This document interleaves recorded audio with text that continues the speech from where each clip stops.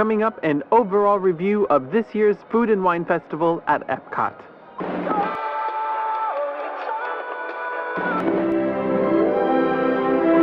Disney presents Beyond the Kingdoms.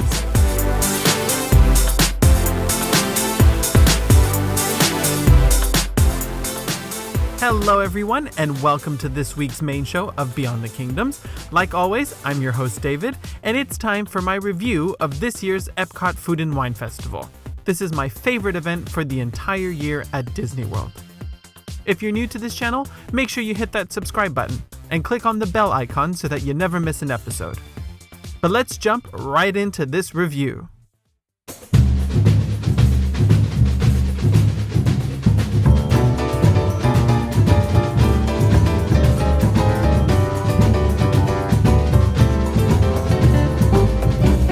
Alright, so I walked into this year's Food and Wine Festival with a little bit of trepidation. If you've been visiting the festival for years and look at everything the event has to offer in 2018 on paper, it looks as though a lot has been scaled back.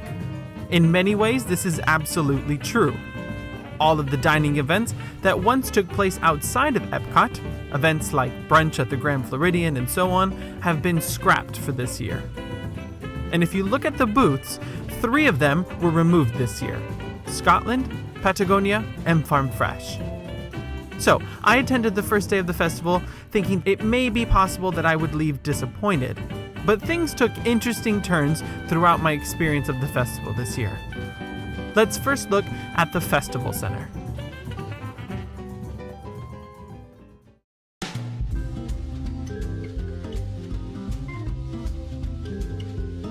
This is a major focus of the festival for 2018. In years past, I remember walking in here, even on the first day of the festival, and it was a complete ghost town. Yes, crowds would come and go based on the seminars and workshops taking place, but the place was always relatively quiet. And it always felt like it was out of the way from the booths. This year, it's the complete opposite. All of the new changes in here have brought a great breath of fresh air into the festival center. There are 3 new booths in this area, and 2 of them are brand new. One of them is really just a relocation from the Odyssey. Now, I will be doing further reviews, specifically discussing individual items at all of the new booths, but I will say this: the Mimosa Bar is a big hit. It's my new way to start a day at the festival. All of the mimosas I tried here were absolutely delicious. And I love that there are more places to sit and enjoy a drink indoors at the festival. However, I have to admit that the new food booth at the wine shop was a little bit underwhelming. The food dishes were mediocre, and it's really just an opportunity to sample what's called the Disney family of wines. Labels like Skywalker Ranch or Kurt Russell's Gogi wines are all available here by the glass. But I have to be honest, I don't think they're anything out of this world. Now, the craft drafts booth is very good if you like craft beers, and it offers many of the same labels that the Epcot Legacy Showplace booth offered last year at the Odyssey. But to accommodate all of these new booths, the festival shop has been scaled down significantly. It's not a total loss, you can still find the full lineup of merchandise items here, but it certainly feels a lot smaller and a lot more packed in. The only merchandise bummer is that I couldn't find a new cookbook for this year. I love getting this item every year. And I noticed that the only cookbook on sale here was last year's cookbook. A little bit of a disappointment. And speaking of shopping, this year's annual pass holder shopping event, the Thank You Thursdays, has certainly brought in some big crowds into the festival center as well. On 3 select mornings, pass holders can enter Epcot a full hour earlier than the official opening time. But that is to exclusively go shopping in the Festival Center and Mouse Gear. So to clarify, if there happens to be an early magic hours going on the same day, attractions are only open to the resort guests. So if you're a pass holder staying off property, you won't get to go on the rides. Now, I'm not one to buy a lot of pass holder merchandise, so this wasn't a major plus for me, but I was stunned to see how many people would actually line up to buy even more merchandise. If you're attending one of these, I would highly recommend that you go to Mouse Gear instead. I believe that most of the same limited edition items are available at Mouse Gear, and on the day that I visited, there were absolutely no crowds in there. Everyone was at the festival center. There was even a big line to pick up the pass holder magnets, but that one did move quickly. Now, for those of you wondering how this one works, it's quite simple. Your magic band will be scanned by a cast member, and that shows them that you've actually entered the park, and they'll give you a magnet. The same goes for the chopping board.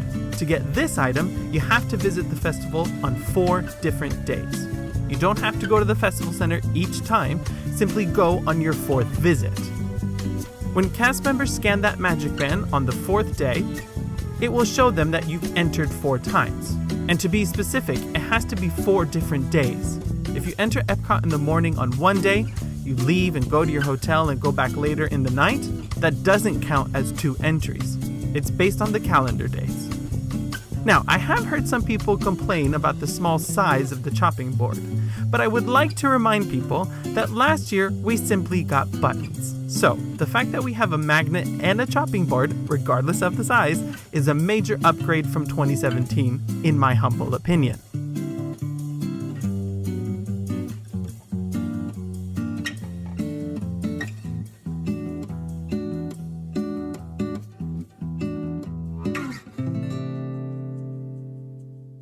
And the final aspect of the festival center that I want to mention here is a beverage seminar. This was new for me because in previous years, I simply focused on eating at the booths around the park instead of attending one of the workshops. And this year, since I was attending the festival over 2 days, I decided to go to a wine tasting seminar. Now, this wasn't my first wine tasting in my life, and I went into this with no real expectations. I was quite open-minded. But I will say that it feels a little bit more like a presentation advertising a specific vineyard as opposed to an actual wine tasting. You do get 3 different glasses of wine to try, but the presenters focus more on the history and the location of the vineyard than anything else. A friend I made sitting with me also pointed out how it was a bit unusual to have all of the wines being sampled come from the same company. I mean, this was only $17, and that does accurately cover the cost of a decent wine flight, but if you've never been to a wine tasting before, I actually don't think that this is a good idea. The first time I attended a wine tasting, we sampled different labels, and the presenter went into great detail on how to study the thickness of the wine or what the various colors mean, and how to amplify your senses when smelling the aromas of a wine. It was very educational and helped me develop a more knowledgeable palate. I got no such experience here at the Festival Center. I mean no disrespect to the presenters because they were excellent, they were well prepared, but I think that the decision to focus more on the history and the background of the vineyard as opposed to teaching people how to taste wines is a poor choice. I suspect that many people come to this because they've never been to a wine tasting, and Disney may feel like an easy place to dip your toe into that pool. In the end, I felt like it was a complete waste. Like I said, I got to enjoy some good glasses of wine at a reasonable price, but I did leave this wishing that I had signed up for a more interactive workshop instead, one that's more practical, like the Candy Sushi workshop at the Land.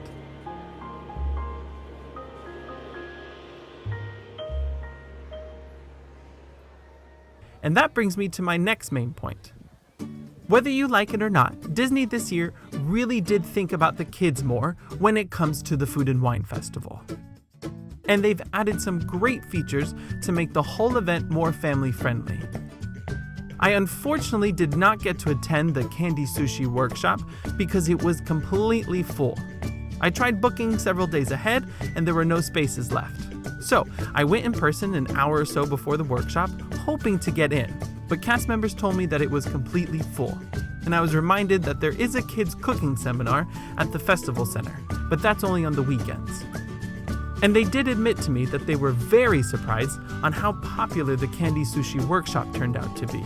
And that's mainly because it's free. I will say this, from what I could tell, kids had a great time doing this. And I think it's very smart that this one is in the Land instead of the Festival Center. I'm sure that mimosa bar will be very popular. Therefore, the potential of too much alcohol consumption is pretty high. So to have a free kid-friendly workshop completely away from that is a very smart choice. Next up, we have the Disney Dujour dance party. This takes place on Friday and Saturday nights from 5 p.m. to park close. This was another very simple and smart way to incorporate kids more. Each weekend of the festival, a different pair of characters will come out. On this occasion, we got Remi and Emile from Ratatouille, characters that you never get to meet in the parks here in Florida. And I think the location by the fountain is perfect because, again, it's well away from the booths where adults drinking too much can happen. Now, I have heard some people complain about this, saying that the pop music in Future World is not thematically correct. But listen, Disney is clearly trying to make Epcot more family-friendly.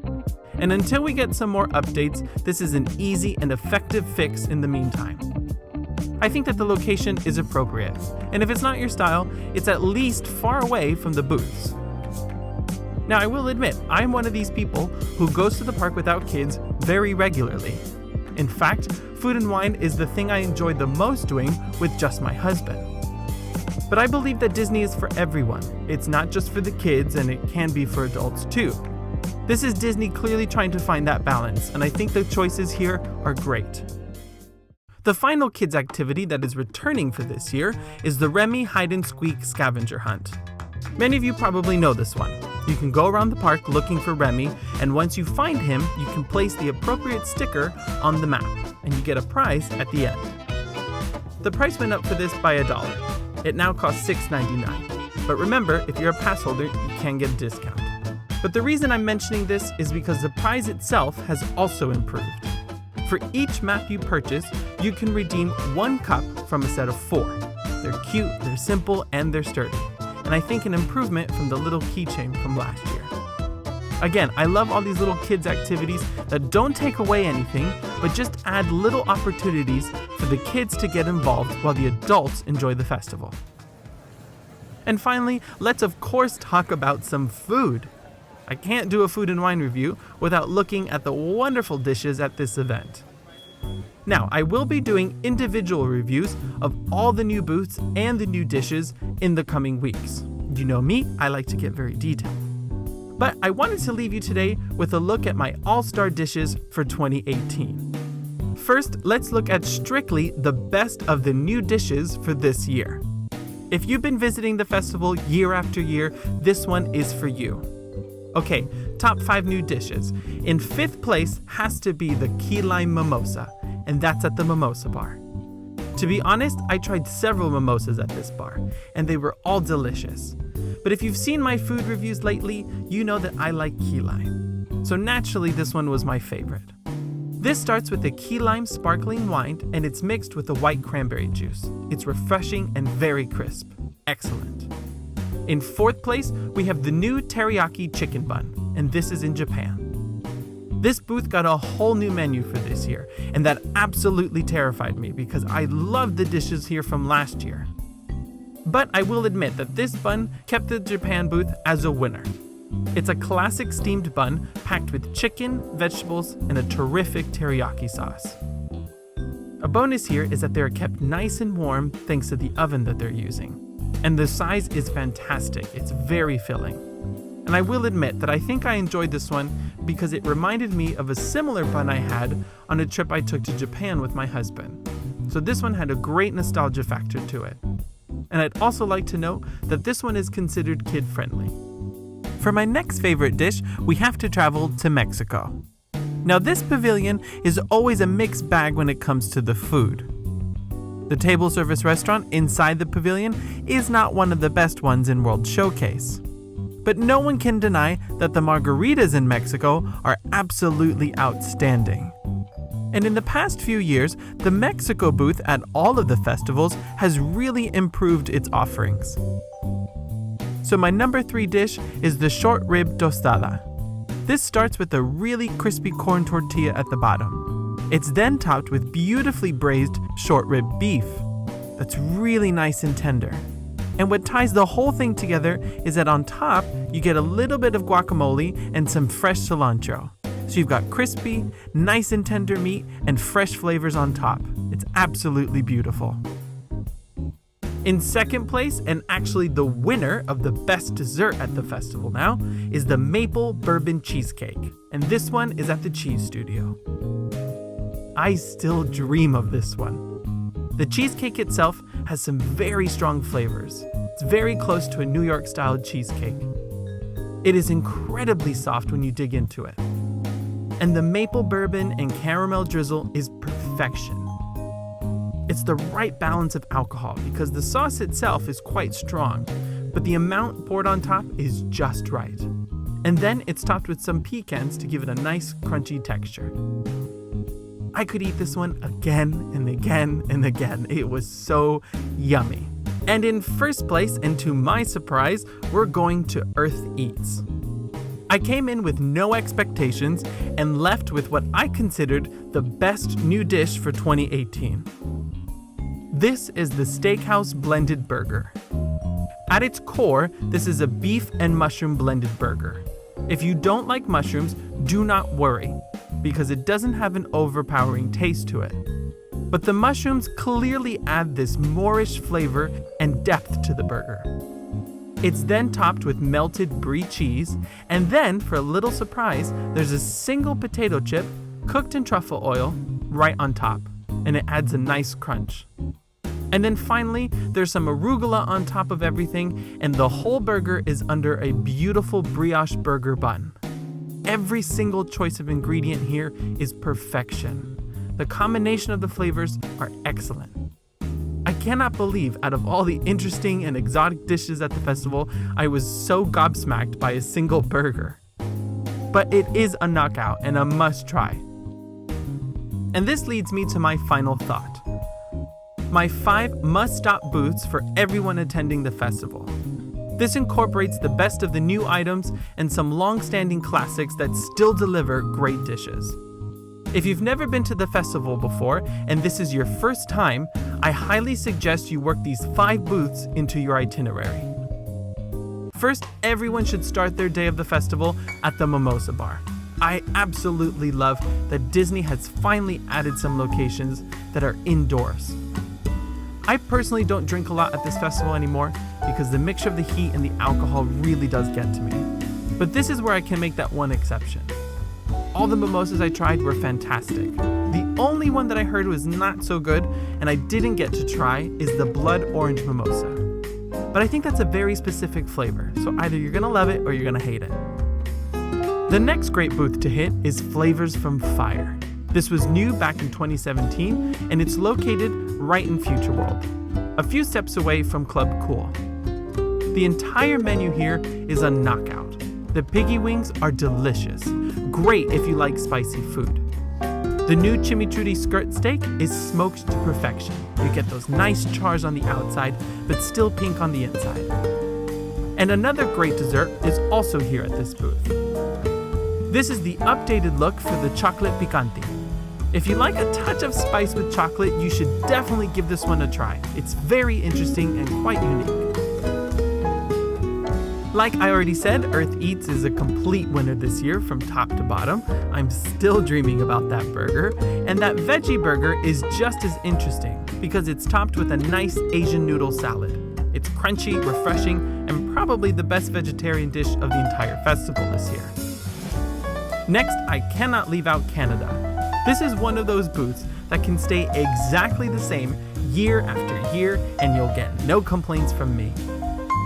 The filet mignon is topped with a truffle butter sauce that will leave you begging for more. It's also a great way to sample Le Cellier without the big price tag. And that Canadian cheddar cheese soup, always to die for. And the final booth that everyone should make a stop at is at Hawaii. This booth has been a fan favorite for many years, and the Kahlua pork slider is probably one of the biggest staples of the entire festival. And last year, this booth also introduced the Spam Hash. Now, it's not one of my favorites, but I know that this was a big hit with Epcot fans. Overall, Food and Wine didn't disappoint. To the naked eye, all the cutbacks of the dining events were completely unnoticed, and that's because the festival's core is still intact. There are over 24 food booths around Epcot, all serving delicious food. In fact, Visiting the festival this year made me realize that Epcot only feels complete when this particular festival is taking place. Other festivals are fantastic, but they add so many elements that it becomes overwhelming to try and see it all. Food and wine just feels the way Epcot should be. I still love this event and encourage all foodies to attend this one if you've never been. But that will have to do it for today. But next week, I'm launching a brand new series for the Sunday main shows, Exploring Magic Kingdom. A complete, detailed look at every land of the most magical place on Earth. And I'll be starting with my personal favorite land, Adventureland. But until next time, remember, if you can dream it, you can do it.